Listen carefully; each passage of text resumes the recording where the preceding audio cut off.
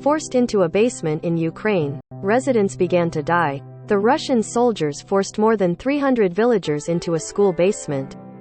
Yahidne, Ukraine, the Russian soldiers forced more than 300 villagers into a school basement.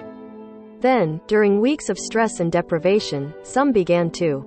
Residents of Yahidne, a village 140 kilometers, 87 miles, from Kyiv, told the Associated Press about being ordered into the basement at gunpoint after the Russians took control of the area around the northern city of Chernihiv in early March.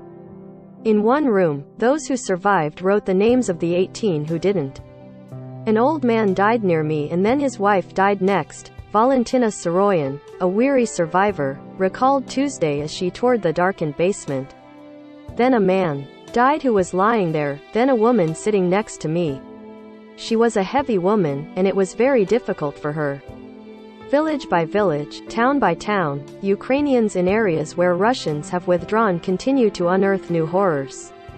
More are feared. The residents of Yahidne, which is on the outskirts of Chernihiv, said they were made to remain in the basement day and night except for the rare times when they were allowed outside to cook on open fires or to use the toilet. The health of the captives suffered.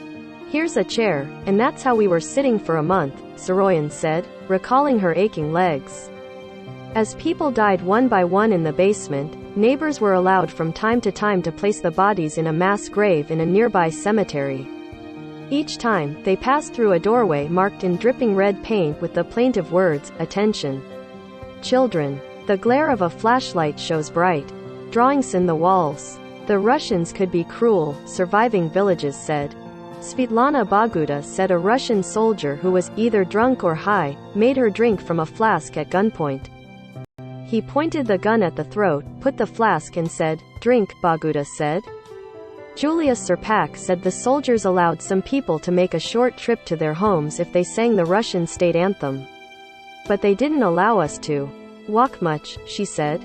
The Russian forces left the village at the beginning of April, part of a regional withdrawal from northern Ukraine Russia's military ordered in anticipation of after a large offensive in the east. A message scrawled on a wall of the Yahidne school marked April 1st as the last day of their presence.